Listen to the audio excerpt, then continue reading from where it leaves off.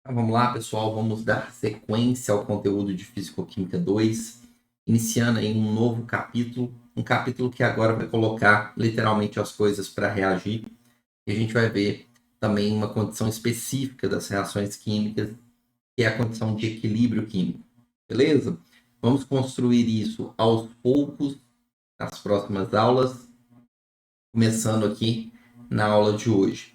Então, vamos lá, vamos falar um pouquinho aí de equilíbrio químico, beleza? Capítulo 6 do livro do Atkins.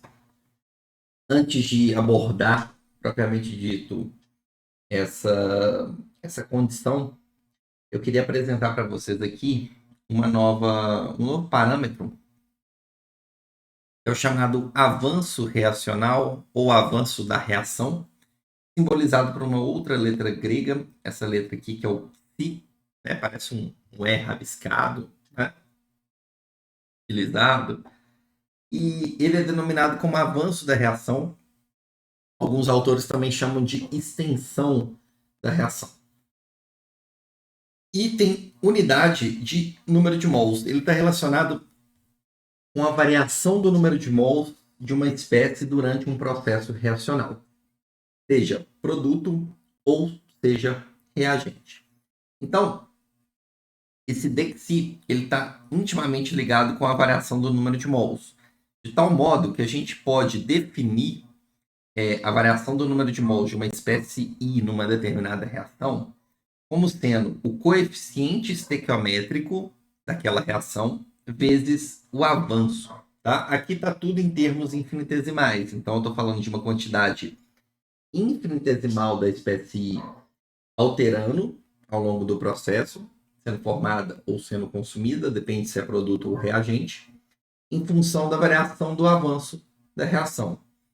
E o coeficiente estequiométrico vai te dar ali a proporção, né, de quantos mols dessa espécie ali vão estar de fato pelo avanço reacional sendo formado ou sendo consumido.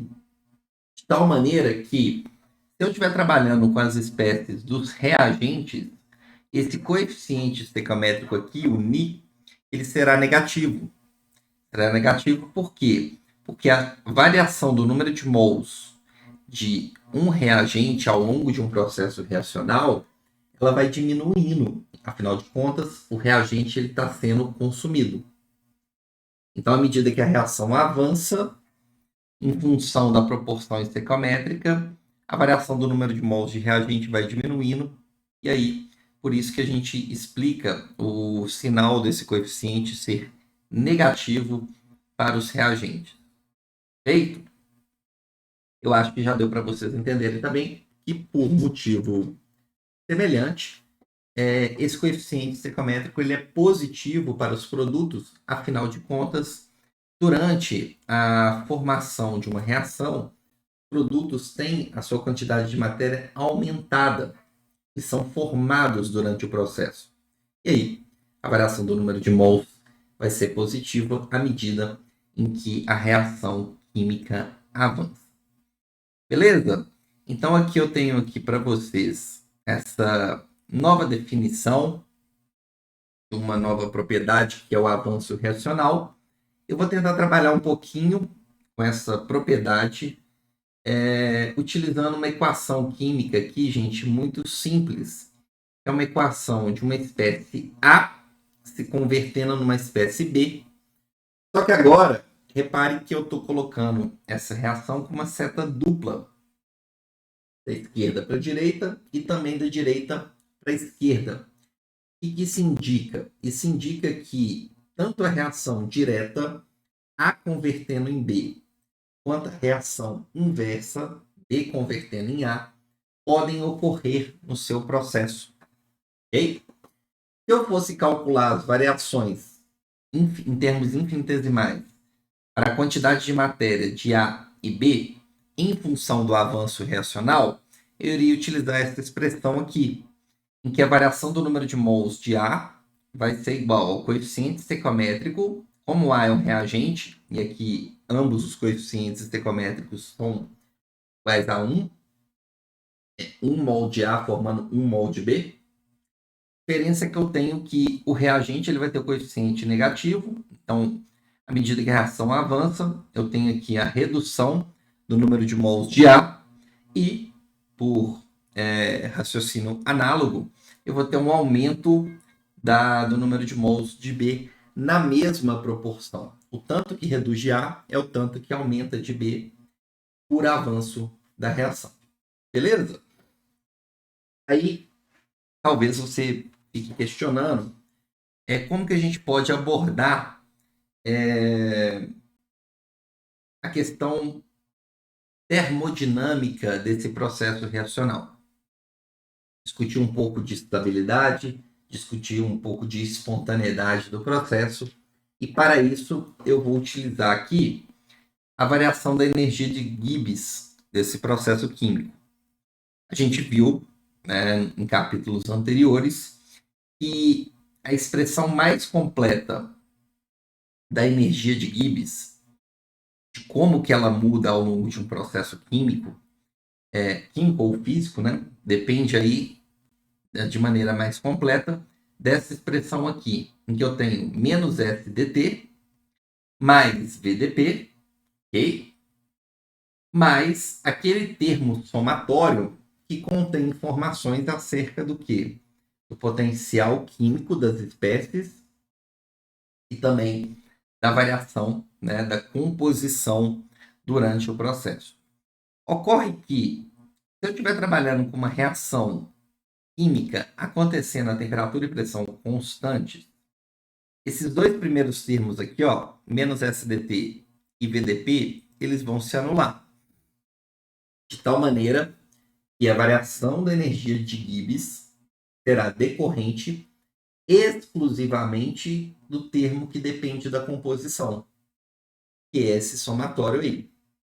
E para a reação que foi colocada, é um somatório extremamente simples, porque eu só tenho dois componentes, o reagente A e o produto B. Se eu fosse fazer esse somatório, estender ele, eu só teria duas parcelas. Quais seriam? O potencial químico do reagente, vezes a variação do número de mols do reagente, mais o potencial químico do produto, vezes a variação do número de mols do produto. E aí, eu posso escrever DNA e DNB, são as variações infinitesimais das quantidades de matéria de reagente e produto, respectivamente, em função do avanço reacional. Então, no lugar de DNA, eu posso colocar menos DXY. No lugar de DNB, eu posso colocar mais DXY.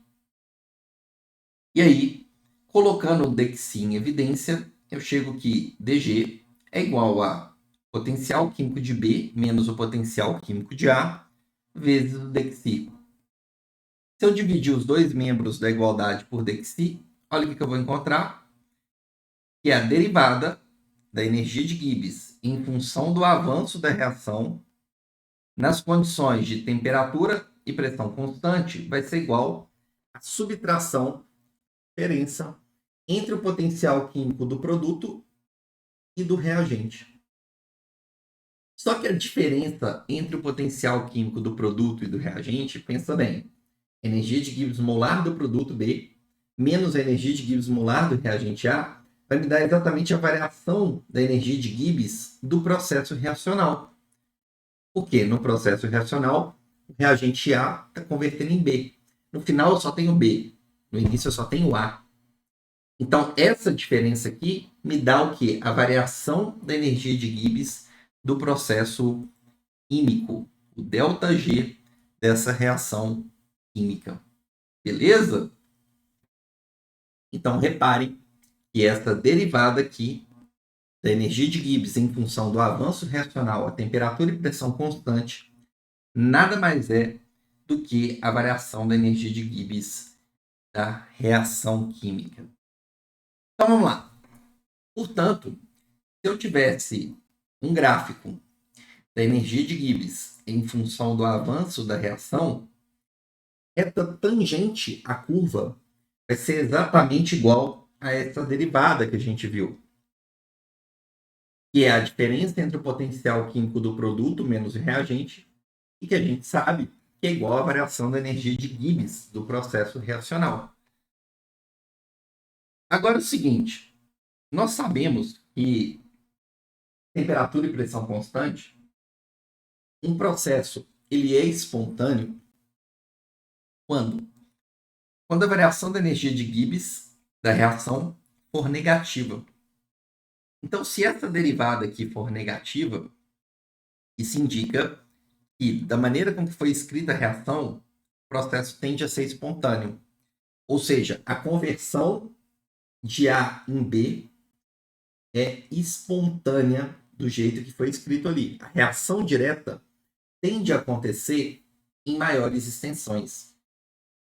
Tende a ser mais favorável do que a reação inversa. Ah, Bruno. Mas e se o potencial químico de B ele for maior do que o potencial químico de A? Aí, essa diferença aqui vai dar um número que é positivo. A inclinação é positiva. Isso indica que o seu produto ele tem um potencial químico superior ao reagente. Então, na verdade, a conversão de A para B não é a reação química mais favorável, espontânea, e sim a reação inversa. A reação tende a acontecer no sentido inverso. B formando A. Ok? E eu posso ter uma situação em que o potencial químico da espécie A e da espécie B vai ser igual. E aí eu estou exatamente aqui, ó, nessa situação aqui, em que o ΔG da minha reação é igual a zero. Ou seja, nessa situação, tanto a reação direta quanto a reação inversa são igualmente prováveis, e aí eu entro na minha condição conhecida como condição de equilíbrio. Ok? Se você quiser usar nomes mais sofisticados, mais bonitos, você pode falar que uma reação em que tem o ΔG negativo, ela é chamada de exergônica, enquanto uma reação que tem o ΔG positivo, ela é endergônica. Exo e endo são prefixos que remetem à liberação ou absorção de energia. Vocês já usaram isso bastante quando a gente trabalha com processos endo ou exotérmicos, em que você absorve ou libera energia, que a pressão constante ali, né, corresponde ao calor ou à entalpia do processo. Okay? Agora a gente está usando o mesmo termo endo e exo para absorção ou liberação de energia, mas eu não estou falando de entalpia, eu estou falando da energia livre de Gibbs. Então, o processo endergônico é um processo em que, na formação dos seus produtos, você aumenta a energia de Gibbs ali, né, durante o processo reacional. Você tem uma variação positiva da energia de Gibbs. Ao passo que um processo exergônico, que é um processo espontâneo, é um processo em que o conteúdo energético, energia livre de Gibbs dos reagentes, formam espécies que possuem menor conteúdo energético aí, em termos da energia de Gibbs, esses produtos. Então, durante esse processo, ocorre uma liberação dessa energia livre de Gibbs, que justifica a espontaneidade do processo. Na verdade, durante esse processo aqui, ó, se a gente calcular a variação da energia livre de Gibbs e identificar que ele é negativo ou positivo, você vai conseguir identificar qual reação química é espontânea. Se é a reação direta ou a reação inversa. E aí, o que vai acontecer? Esses processos reacionais eles vão acontecendo, variando, obviamente, o potencial químico, porque a composição está mudando, até o momento que o potencial químico dessas espécies vai se igualar. E aí eu vou ter exatamente a minha condição de equilíbrio químico estabelecido, quando a variação da energia de Gibbs da reação foi exatamente nula. Bom, e aqui do lado, pessoal, eu coloquei aqui um esqueminha de uma figura que eu tirei do próprio livro do Atkins, que mostra o seguinte. Aqui é uma figura de um sistema de roldanas. Eu tenho dois pesos, né? Eu tenho um peso menor e um peso maior, né? Naturalmente, a tendência desses pesos, se eles estivessem livres, não estivessem amarrados nessa corda, eram os dois pesos deslocarem, né, para baixo. Só que eu consigo observar esse pezinho menor sendo levantado justamente por quê? Porque esse processo aqui, ó, esse peso maior, ele consegue puxar esse peso menor. Por que o Atkinson coloca essa imagem aqui? É para fazer uma analogia. É o seguinte, eu posso ter uma reação química e ela não ocorreria espontaneamente. Ou seja, ela tem um ΔG da reação maior do que zero. É um processo endergônico. Ok? Porém, eu posso fazer com que esse processo não espontâneo ocorra se eu fornecer a energia necessária suficiente isso acontecer. Então, a partir de um processo exergônico, okay, eu posso fazer um processo endergônico ocorrer desde que a energia liberada nesse processo exergônico seja suficiente para fazer com que esse processo não espontâneo ocorra. Um exemplo que a gente vai discutir um pouco melhor em aulas futuras é, por exemplo, reações relacionadas com a eletrólise. Eu tenho um processo que não é espontâneo, mas se eu fornecer, por exemplo, a energia necessária, esse processo não espontâneo pode acontecer. Eu estou forçando esse processo, tá bom? Então, ele usa esse sistema de pezinhos, né, para mostrar, ó, esse peso aqui menor, ele não vai subir. Mas se você tiver acoplado a ele um peso de maior massa, vamos imaginar que o material é o mesmo, né? Esse peso de maior massa aqui vai fazer com que o peso da direita suba em função do deslocamento do peso da esquerda. Ou seja, você está usando esse processo aqui que é mais espontâneo para fazer com que esse aqui, que não é espontâneo, ocorra. Beleza? Então, uma reação química com grande liberação de energia livre de Gibbs pode forçar uma outra reação com menor variação de energia de Gibbs, né, a acontecer. Beleza? Mesmo não sendo espontâneo. Pessoal, me dá um retorno aí, por gentileza, se vocês estão compreendendo o conteúdo e se a gente pode avançar, tá? Por enquanto, tudo tranquilo? Sim ou não?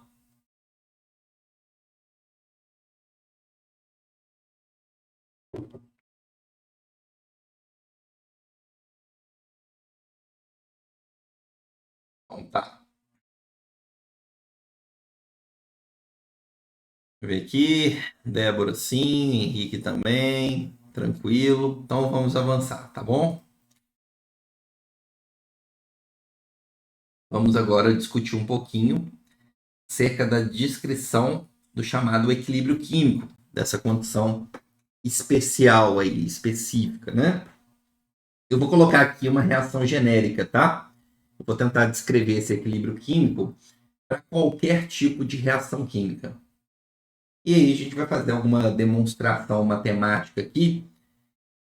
E sempre eu peço vocês para não ficarem assim muito preocupados com as demonstrações, mas sim acompanharem e entenderem de onde estão surgindo, né? Porque quando a gente consegue verificar e acompanhar, a gente vê por que está fazendo sentido e, melhor ainda, tira as informações e interpretações necessárias. Tá bom? Então vamos imaginar uma reação química qualquer acontecendo aí a temperatura e pressão constante, em que a variação da energia de Gibbs pode ser dada por aquele termo do somatório que depende da composição do seu sistema, ou seja, da variação da composição do sistema. A variação do número de mols, tá, vai ser igual ao coeficiente estequiométrico das espécies, né, vezes o avanço reacional. Aqui tem termos infinitesimais. Por que eu coloquei isso aqui? Ó? Porque eu posso substituir o DNI aqui nesse termo do somatório. E no lugar de DNI, eu coloco NI dexi. Só que o termo dexi, ele é o mesmo, né, o avanço ali, para todas as espécies envolvidas no seu processo químico. De tal modo que se eu tenho uma parcela e esse termo é constante em todos os termos da parcela, eu posso colocar esse dxi em evidência. E aí eu fico com um somatório do potencial químico da espécie I vezes o coeficiente estequiométrico dessa espécie. Tá bom? Ah, beleza, Bruno. E aí, o que eu posso fazer? Eu posso dividir ambos os termos I por dxi.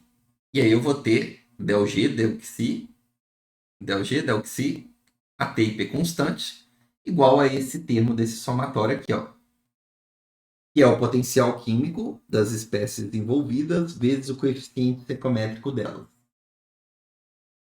Portanto, eu descobri aqui uma relação matemática que permite calcular a variação da energia de Gibbs do processo a partir do potencial químico da espécie e dos coeficientes estequiométricos. Daí a importância da sua reação estar completamente balanceada. Vamos pegar uma equação química genérica. Como assim, Bruno? Eu tenho uma espécie A reagindo com a espécie B, formando os produtos C e D. E o que é o alfa, beta, o gama e o delta? O alfa, beta, gama e delta, os coeficientes estequiométricos. Proporção com que a espécie A reage com B para formar C e D. Ou seja, eu tenho alfa unidades de A para cada beta unidades de B, formando gama unidades de C, mais delta unidades de D. Eu estou colocando de modo literal, tem um exemplo de uma reação específica, porque a gente vai generalizar a descrição do equilíbrio para qualquer tipo de reação. Então vamos lá. O ΔG da reação pode ser calculado pelo somatório, que a gente viu, e depende do potencial químico, que a gente já sabe calcular na altura do campeonato. No capítulo anterior, a gente viu que a definição mais completa é que o potencial químico de uma espécie I é o potencial químico da espécie na condição padrão, mais um termo logaritmo que depende da concentração. RT, LN de uma concentração. E no final do capítulo, a gente viu que essa concentração é a concentração efetiva, a atividade, que já embute ali todos os desvios, inclusive, né, obviamente, em relação a comportamentos, inclusive, não idealizados. Ah, beleza. Então, eu tenho aqui que fazer o somatório para essa reação. Eu vou ter 4 termos dentro desse somatório, porque eu tenho dois reagentes e 2 produtos. Ok? Então, vamos abrir esse somatório aqui, ó. O ΔG da reação vai ser igual. Eu vou pegar aqui os produtos primeiro, tá bom? Potencial químico padrão do produto C mais RT-LN da atividade de C. Estão vendo? Só que, naturalmente, eu tenho que pegar o potencial e multiplicar pelo coeficiente estequiométrico de C, que vale o quê? Gama. Tá aqui, ó. Por isso que está multiplicado por gama esses dois termos. A mesma coisa eu vou fazer para a espécie D, que é um produto também. Só que a espécie D, o coeficiente estequiométrico é o delta. E aí, naturalmente, eu vou estar com o potencial padrão da espécie D e a atividade da espécie D. E aí eu vou ter que somar também, lembra que é um somatório, então eu vou ter que somar também com os termos relacionados aos reagentes A e B. E aí talvez você esteja olhando já ali a resposta e está falando, Bruno, mas está subtraindo, está subtraindo. Não se esqueçam o seguinte, o que está subtraindo? Que o coeficiente estequiométrico para os reagentes é negativo. Ah, é mesmo, Bruno, porque o reagente ele é consumido. Sim. Então você está somando um número negativo. Por isso que ali está mostrando uma subtração. Ah, beleza. Então, esses termos aqui são os termos desse somatório para a espécie A, potencial padrão de A, RT ln da atividade de A, vezes o coeficiente estequiométrico. Só que, qual que é o coeficiente estequiométrico? Alfa, negativo, então fica menos alfa. E o mesmo raciocínio vale para a espécie B, que também é um reagente, que também é consumido. Então, eu vou ter ali o termo potencial químico padrão de B, RT, ln da atividade de B, só que eu tenho que multiplicar pelo coeficiente secamétrico beta, negativo. Tudo bem, pessoal? Até aqui, vocês entenderam?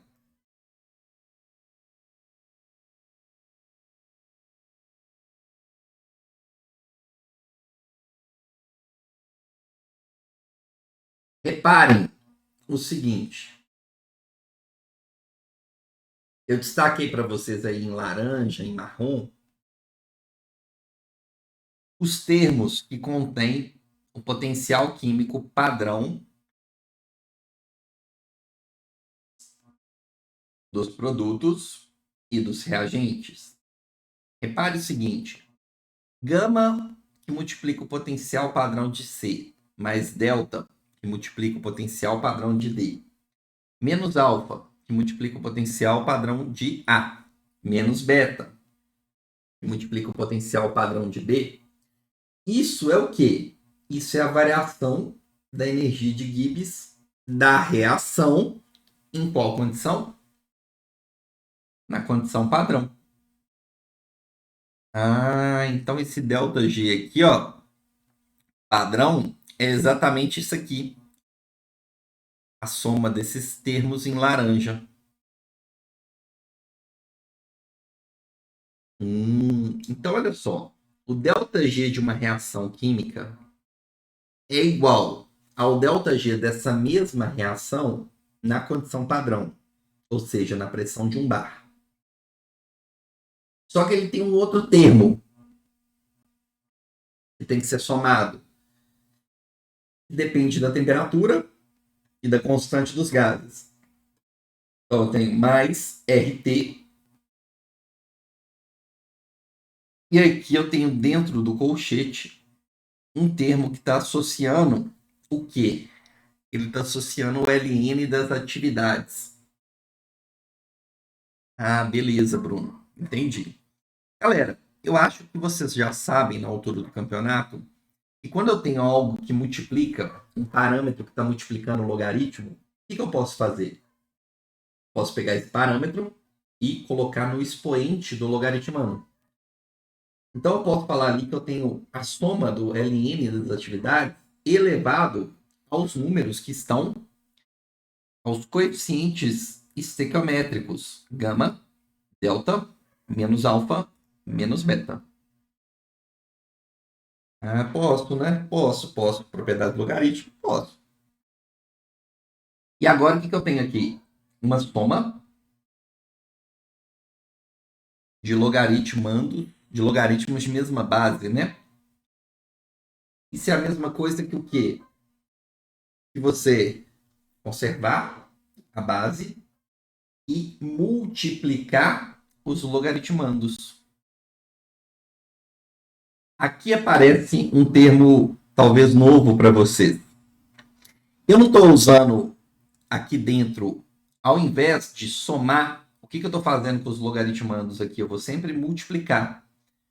Multiplicar o quê? A atividade da espécie, pode ser A, B, C ou D, elevado ao coeficiente secamétrico dessa espécie. Então, ao invés de eu fazer uma soma, eu estou fazendo um produto. Ao invés de eu ter um somatório, prazer, tá? Eu tenho isso aqui, é um produtório. No somatório, o que eu estou falando aqui? Eu estou pegando esse termo aqui e eu vou somando para todas as espécies. No produtório, eu estou pegando esse mesmo termo aqui, só que eu vou multiplicando por todas as espécies. Então, no lugar de usar a letra sigma maiúsculo, a gente usa o pi maiúsculo para representar um produtório. Legal, né? E aí, Reparem que esse termo aqui novo, esse produtório das atividades das espécies elevadas ao coeficiente estequiométrico, é o que nós chamamos de quociente reacional. E aí, no caso, vai ser igual à atividade dos produtos multiplicado pela atividade dos reagentes elevado ao número negativo, né? A menos alfa e menos beta. Que é a mesma coisa de colocar os reagentes no denominador, vocês concordam? Fazer a atividade de D elevado a gama vezes D elevado a delta vezes atividade de A elevado a menos alfa vezes a atividade de B elevado a menos beta corresponde a pegar esses valores aí que são negativos e colocar no denominador. Ou seja, o quociente racional nada mais é do que o produto e das atividades dos produtos sobre a atividade dos reagentes elevados aos coeficientes gama, delta, alfa e beta.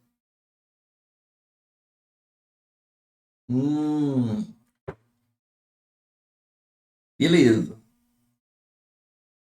Então, em qualquer estágio da reação química, se você souber a composição do seu sistema, você consegue calcular as atividades, consequentemente, o ln do quociente reacional, e aí, sabendo o ΔG da reação padrão, você calcula o ΔG da reação em qualquer instante, qualquer estágio do seu processo. Só que a gente viu que quando esse sistema atinge a condição de equilíbrio, quanto que vale o ΔG da reação na condição de equilíbrio? Na condição de equilíbrio, a reação direta e inversa são igualmente prováveis. O ΔG da reação no equilíbrio vale 0. E aí, se a reação direta e a reação inversa ocorrem na mesma extensão, o que ocorre? Se as duas acontecem na mesma extensão, a mesma taxa de formação de produtos é a mesma taxa de regeneração para os reagentes. Então, embora as duas reações estejam constantemente acontecendo, a direta e a inversa, como elas acontecem na mesma extensão, a quantidade de produto e reagente não altera mais. A composição permanece constante. Consequentemente, as atividades permanecem constantes. E aí a razão entre elas vai ser uma constante na condição de que equilíbrio. E a gente dá um nome muito criativo para essa constante. Ela é a constante de equilíbrio. A constante de equilíbrio é um caso específico em que você tem o quociente racional, tá? Na situação que o ΔG da sua reação vale 0, em que o equilíbrio foi atingido. E aí a gente chega numa relação matemática que permite calcular a constante de equilíbrio para qualquer processo. O ln dessa constante, por essa reação aqui, a gente vê que é o negativo da energia de Gibbs, da reação na condição padrão, sobre RT. E aí, presta atenção. O ΔG da reação na condição padrão é um valor fixo. A constante R também é fixa. Portanto, tem um parâmetro destacado ali para vocês, que é o único parâmetro responsável por alterar a constante de equilíbrio. Somente um fator altera a constante de equilíbrio. E esse fator é a temperatura. Somente a temperatura altera o valor da constante de equilíbrio. Ok? Então, ela depende exclusivamente da temperatura do nosso processo. Algumas aproximações a gente pode fazer, eu acredito que vocês já fizeram, na analítica, porque o tempo todo vocês trabalham com essa constante de equilíbrio mas não em termos da atividade. Lá a gente faz algumas aproximações, né? Não tinha nem trabalhado com o conceito de atividade até o momento. E aí vocês aproximam a constante em termos de outros tipos de concentração. Às vezes concentração molar, molar, fração molar, tá? A constante de equilíbrio, ela depende da razão entre as atividades do produto sobre o reagente, elevado ao coeficiente stoichiométrico, beleza? E o que é a atividade? A atividade é um coeficiente de atividade, que a gente viu, né, no finalzinho do passado, vezes uma concentração.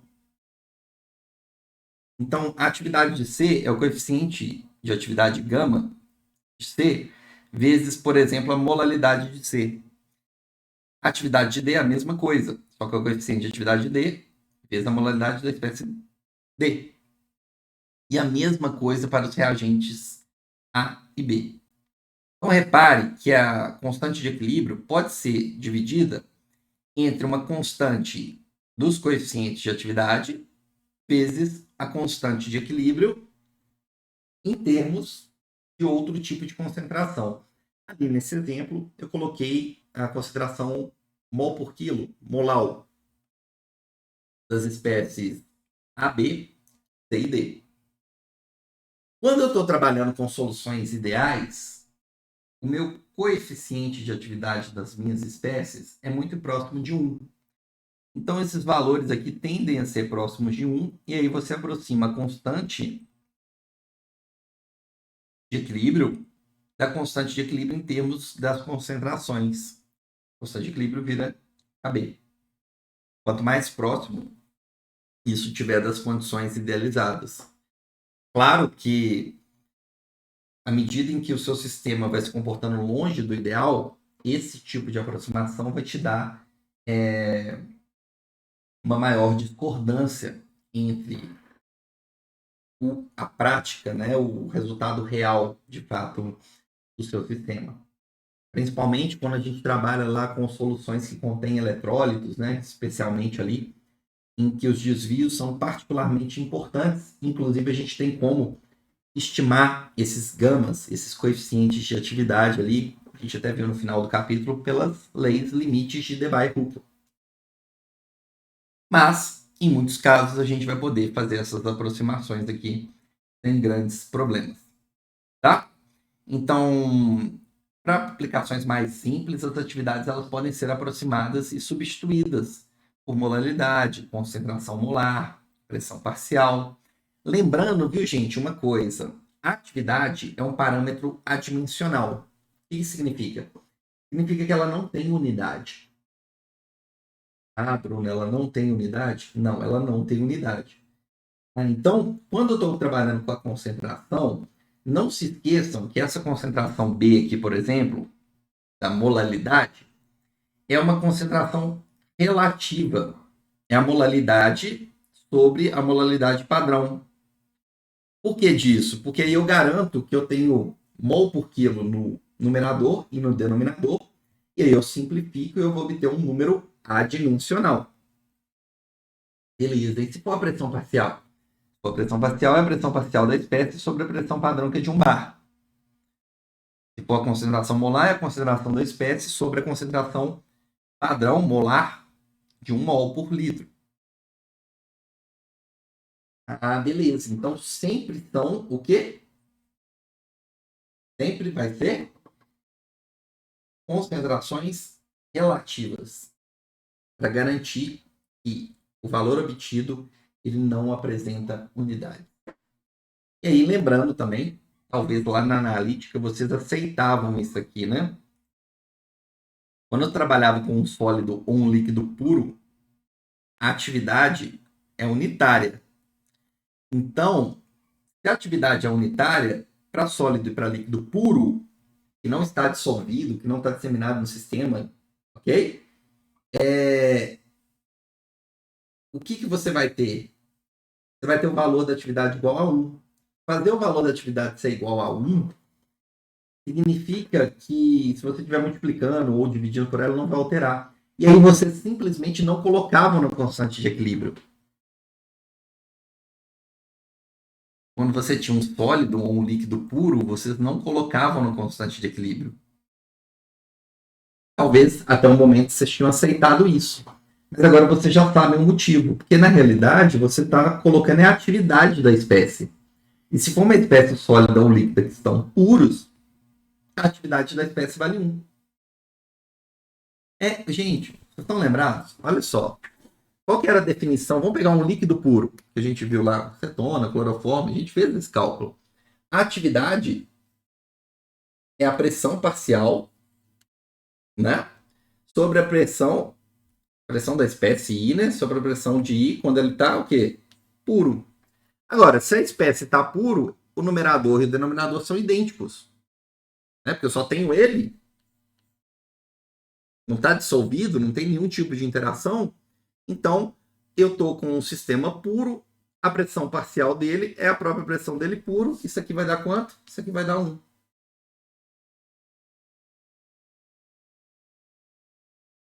Já que dá 1, não é que você não coloca na constante, mas é que você está colocando o valor igual a 1 no numerador ou no denominador. Então, tanto faz. Então por isso que falava que não entrava na constante? Ali falava para, vamos dizer assim, facilitar sua vida, querendo dizer assim, ó, não preocupa em colocar sólido e líquido na constante, não. Ela não entra na constante. Agora vocês estão vendo que não é bem que não entra. Entra. Só que vale quanto? 1. Tá. Multiplicar ou dividir por 1 faz diferença? Não. Entendeu? Então aquele mundo lá que você ficava assim, meu Deus, mas por que eu não ponho sólido, não ponho líquido na constante de equilíbrio? É porque a constante de equilíbrio, na real, ela tem que ser representada em termos de atividade. E sólidos e líquidos puros, a atividade vale 1. Então você está colocando, multiplicando ou dividindo por 1.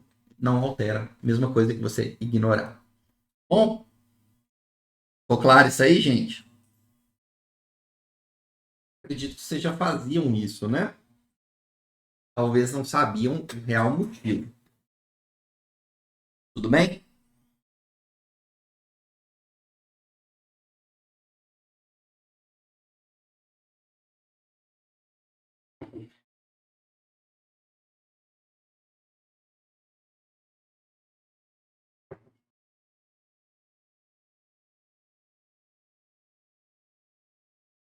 Vamos lá. Vamos fazer aqui um exercício que está pedindo para a gente calcular o delta G da reação abaixo, indicando o sentido em que a reação ocorre de modo espontâneo. Uma temperatura de quase 1000 Kelvin, sabendo que o valor da constante de equilíbrio Kp, que é a constante de equilíbrio, em termos das pressões parciais, é 10. Eu vou escrever Kp porque o meu sistema é um sistema gasoso, então é mais fácil expressar essa constante cerca das pressões parciais das espécies ali, agentes e produtos. Vamos resolver. Eu destaquei aqui para vocês os coeficientes estequiométricos. Eles são fundamentais. Né? A gente precisa trabalhar com a reação química de fato balanceada. Coloquei também ali à direita para vocês os dados referentes aí às pressões parciais do dióxido de enxofre, do oxigênio molecular e do trióxido de enxofre que foram fornecidos. Primeiro passo em qualquer estágio da reação, a gente viu que para calcular o ΔG, eu posso calcular a partir do ΔG na condição padrão, mais o termo que depende do quociente reacional. Tá? O termo logaritmo que depende do quociente reacional. Tá. Então vamos tentar avançar com isso aí. No equilíbrio, a gente viu que o ΔG dessa reação vale 0. No equilíbrio, a reação direta e inversa vão acontecer na mesma extensão. Tá, beleza. Então, beleza. E aí, eu não vou ter mais uma variação da concentração das espécies. E aí, a razão a concentração ali em termos das pressões parciais, produto sobre reagente, elevado aos coeficientes estequiométricos, não vai mudar. Se não vai mudar, é uma constante, é a constante de equilíbrio que a gente está chamando de Kp.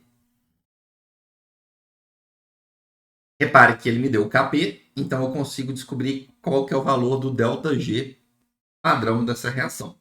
O ΔG padrão é menos RT ln de Kp.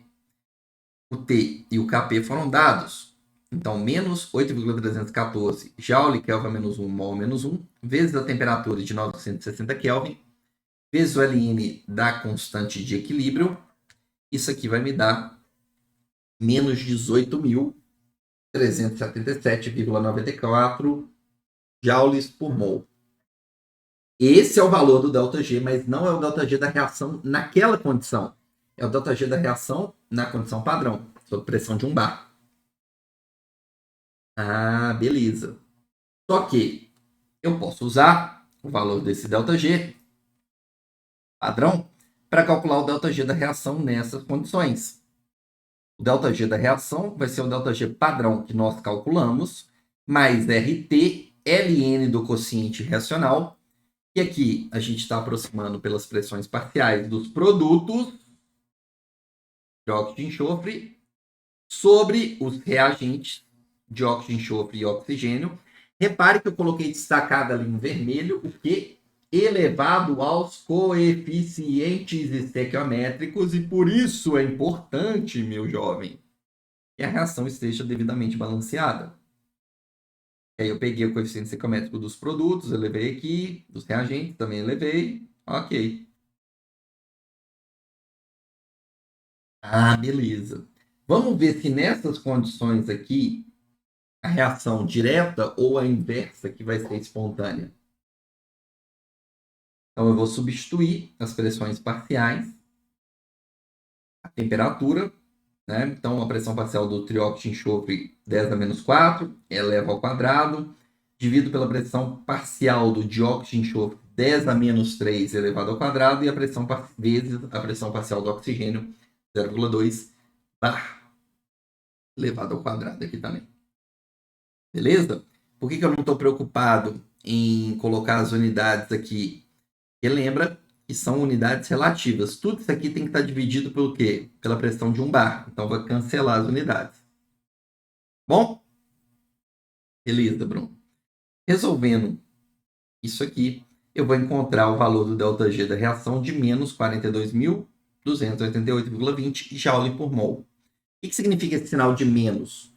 Significa que nessas condições aí, dessas pressões parciais dessas espécies, você calculou o ΔG da reação e encontrou um valor negativo. Então, no sentido que a reação está escrita, okay, a tendência é que até o equilíbrio ser atingido, a reação ocorra favoravelmente, com maior extensão na formação dos produtos. Esse sentido direto, ele tem um ΔG negativo e, portanto, indica uma maior espontaneidade. Né? Ele vai ser espontâneo, a combinação do dióxido de enxofre com oxigênio molecular para formar o trióxido de enxofre até atingir a condição de equilíbrio, quando pressões parciais dessas espécies todas presentes não irão mais se alterar. Bacana?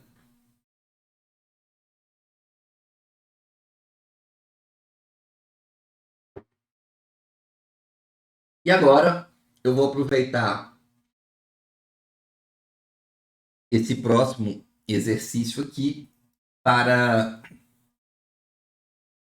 apresentar para vocês um novo conceito, que é o conceito do grau de dissociação, também denominado como representado com a letra grega alfa. Calma aí que a gente vai chegar nele, tá? Eu vou usar o exercício e aproveitar para explicar esse grau de dissociação. Então vamos lá. Esse exercício me deu a energia de Gibbs, padrão de uma reação, que é a decomposição da água. Repare que essa energia de Gibbs ela é positiva a 2.300 Kelvin. Mesmo a temperatura ambiente, a gente sabe que a água ela não tem uma tendência, né, um copo d'água aqui, espontaneamente de decompor e formar hidrogênio e oxigênio.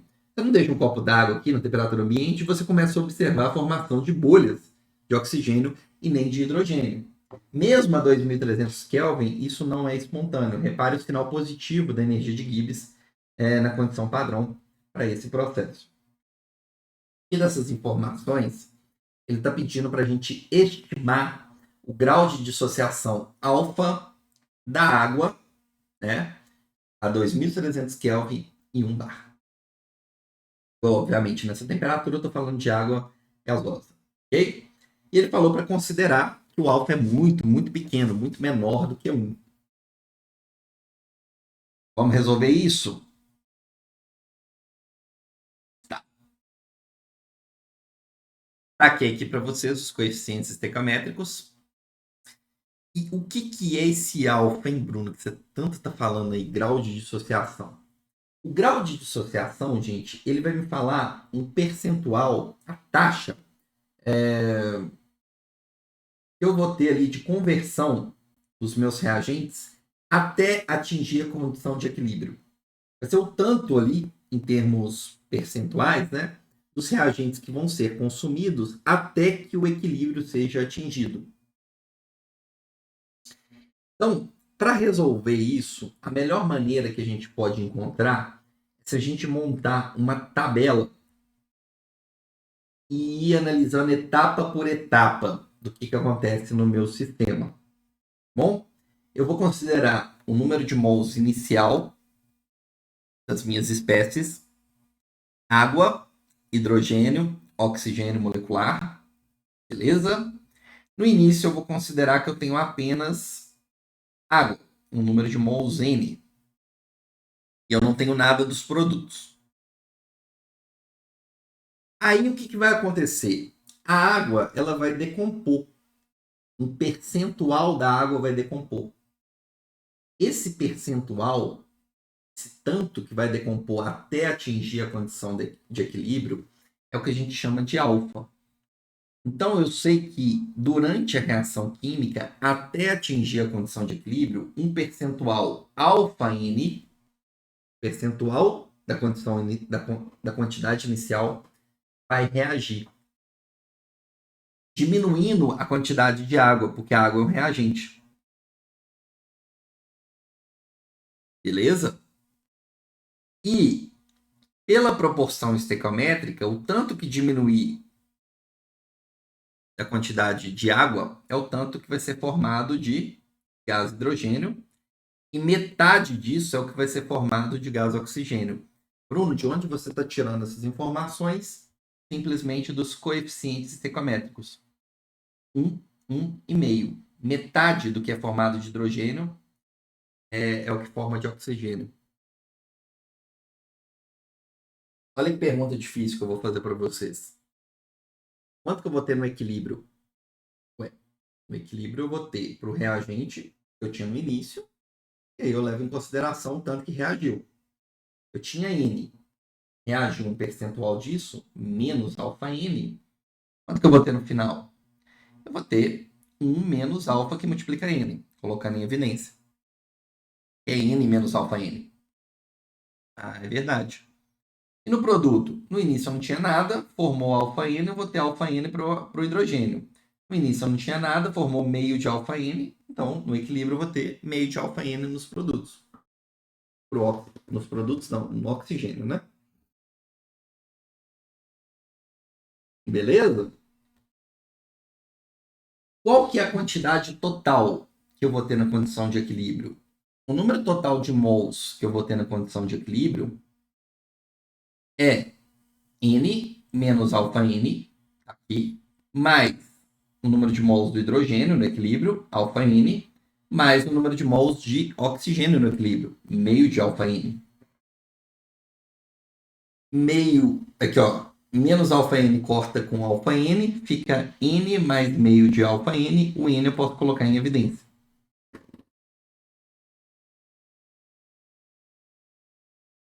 Então vamos lá.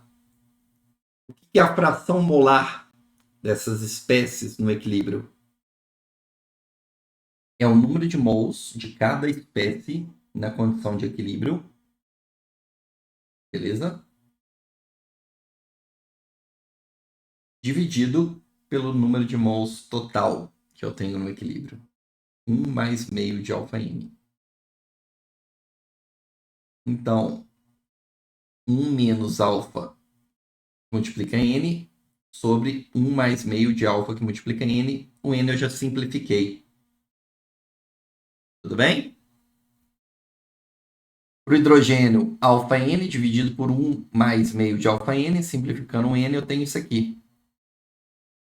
Para o oxigênio, meio de alfa-N sobre 1 mais meio de alfa-N, tudo multiplicado, né? Simplifico o N, eu tenho isso aqui. E se eu quiser escrever em termos das pressões parciais de cada um dos componentes, eu aplico a lei de Dalton e pego a fração molar que eu calculei aí acima e multiplico pela pressão total para todas as espécies. Então vai ser a pressão parcial, vai ser a fração molar vezes a pressão total P. Fração molar vezes a pressão total P. Fração molar vezes a pressão total P. Esses são os valores das pressões parciais de cada um dos componentes na condição de equilíbrio.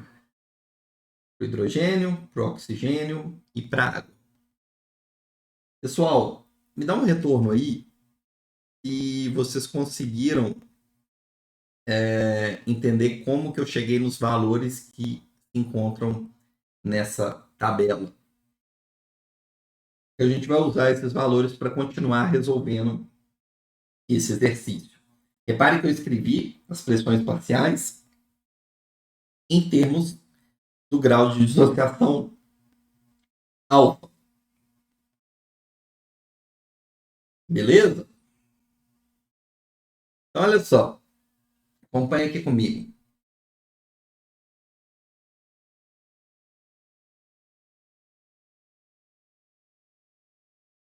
Para qualquer estágio da reação, a gente viu que o ΔG ele pode ser calculado pelo ΔG da reação na condição padrão, mais RT ln do quociente reacional.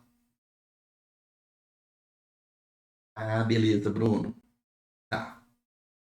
Isso aí a gente já viu. No equilíbrio, a gente sabe que o ΔG da reação vale zero. Ele me deu o ΔG padrão da reação, então eu posso calcular quem? A constante de equilíbrio Kp. Quanto que vai valer a constante de equilíbrio? Menos o ΔG da reação padrão sobre RT. O ΔG padrão foi dado, 118.080 Joule por mol.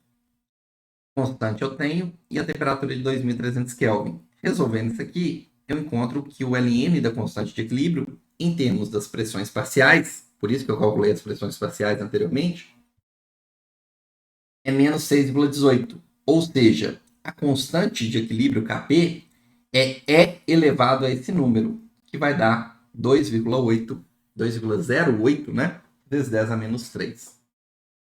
Agora eu já tenho a constante de equilíbrio. E eu sei como expressar ela em termos das pressões parciais.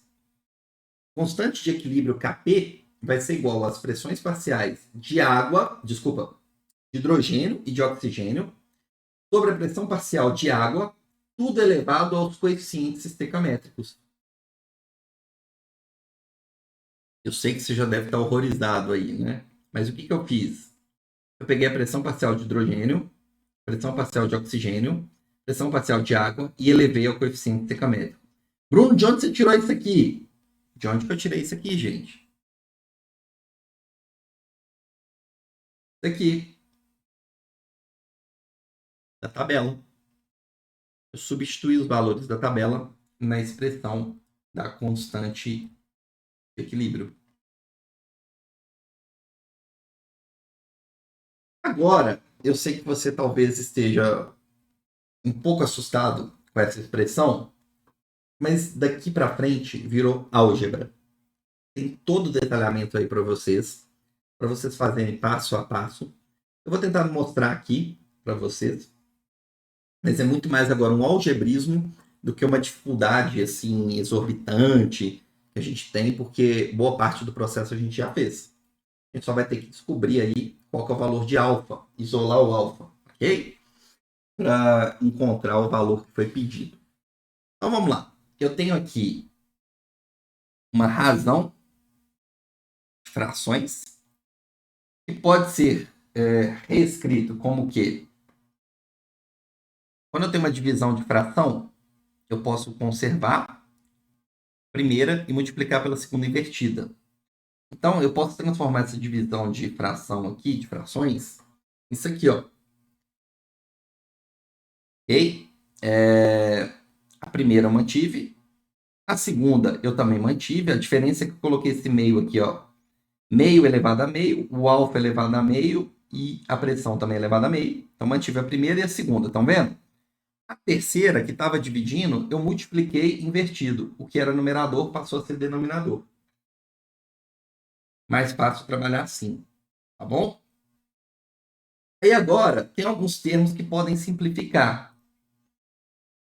P e o 1 mais meio de alfa, estão vendo?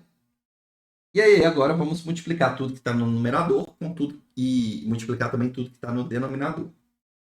Então, eu tenho alfa vezes alfa elevado a meio, isso vai me dar alfa elevado a 3 meios, né? Meio elevado a meio, P elevado a meio. E aí o denominador fica 1 mais meio de alfa elevado a meio, vezes 1 menos alfa. Tudo bem? Alfa vezes alfa elevado a meio dá alfa elevado a 3 meios. Meio elevado a meio, P elevado a meio e o denominador a multiplicação.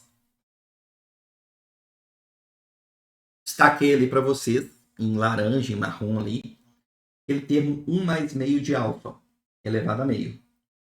Eu vou reescrever ele sem alterar, obviamente. Vou tirar o mínimo. 1 mais meio de alfa é a mesma coisa que 2 mais alfa sobre 2. Você concorda? 2. Ok? 2. Tira o mínimo aqui. O mínimo é 2, não é? Tá 2,2. Beleza. 2 vezes 1 aqui vai dar 2. 2 dividido por 2, 1 vezes 1, alfa. 2 mais alfa sobre 2 é a mesma coisa que 1 mais meio de alfa. Beleza. Entendi. Então, isso aqui é igual a isso aqui.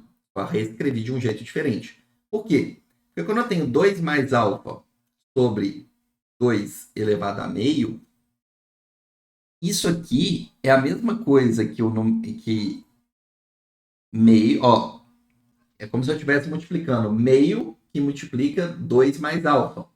Tudo isso elevado a meio. É a mesma coisa que meio elevado a meio e 2 mais alfa também elevado a meio. Para que eu fiz isso? Porque aí eu consigo simplificar o meio elevado a meio com o meio elevado a meio aqui em cima. E aí eu obtenho uma expressão mais enxuta para constante de equilíbrio. Kp é igual a alfa elevado a 3 meios, P elevado a meio, 2 mais alfa elevado a meio, que multiplica 1 menos alfa. E aí, galera, olha só. Eu tenho a informação que a pressão aqui é a pressão de um bar. Então, P elevado a meio é 1 elevado a meio, 1 bar. Ok? E daqui para cá, eu posso considerar que o alfa é muito, muito menor do que 1.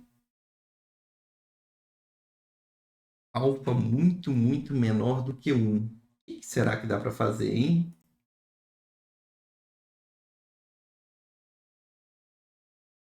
Vou reescrever aqui para vocês, tá? Para a gente fazer as considerações. Então, eu tenho essa expressão aqui, ó. Kp. Kp igual ao quê? Alfa elevado a 3 meios. Pressão eu não vou colocar porque o P vale 1. Então, beleza? 2 mais alfa elevado a meio e multiplica 1 menos alfa. A gente vai fazer a consideração que o quê? O alfa é muito pequeno, muito menor do que 1. Se o alfa é muito menor do que 1, 1 menos um número muito pequeno eu posso ignorar. Não posso? 1 menos um número muito pequeno é 1. Então, 1 vezes isso é isso aqui mesmo. 2 mais um número muito pequeno é 2. Então, ao assumir que o alfa é um número muito pequeno, P é igual a alfa elevado a 3 meios sobre 2 elevado a meio.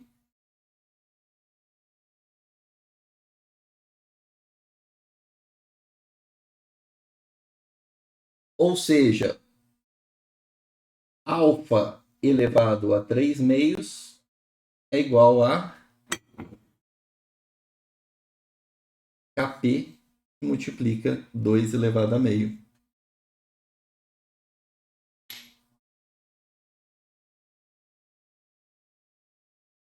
E para isolar isso aqui, o que você pode fazer? Eu posso elevar os dois membros. Eu quero sumir com isso aqui, né? 3 meios é a mesma. Se eu elevar isso aqui a 2 terços, e elevar isso aqui também a 2 terços, como é que eu faço essa. Resolvo isso aqui? Tem um expoente e o expoente dele aqui. Então, eu vou multiplicar os expoentes, né? 3 meios vezes 2 terços, isso aqui vai ser igual a alfa elevado a 1. Então, alfa vai ser igual a Kp raiz de 2, né? 2 elevado a meio. Tudo isso aqui elevado a 2 terços. Kp a gente calculou. E aí eu consigo calcular o alfa, então, com essa simplificação. Só a gente fazer a substituição necessária. Alfa sendo muito menor do que 1, eu vou chegar nessa redução aqui. Kp igual a alfa 3 meios dividido por raiz de 2. Né? Então, para isso aqui, depois eu elevo os dois lados a 2 terços, eu vou obter, né, que o alfa é raiz de 2, que multiplica Kp, tudo elevado a 2 terços. Substituindo o Kp pelo valor que nós calculamos, a gente vai encontrar um alfa de 0,02. Fato, né, considerando ele muito menor do que 1. Isso significa um percentual, né? Que mesmo nessas condições, a 2300 Kelvin, tá? Até atingir a condição de equilíbrio, somente 2% da água aproximadamente teria sido decomposta em hidrogênio e oxigênio. Então esse alfa aí me dá aí o percentual, né? O tanto que foi decomposto, a gente consegue a partir dele descobrir o tanto que reagiu dali dos nossas espécies na reação química até a condição de equilíbrio ter sido estabelecida. Bom, então é isso, pessoal. Eu espero que vocês tenham gostado, tenham curtido. E eu fico à disposição agora para tirar as dúvidas necessárias de vocês.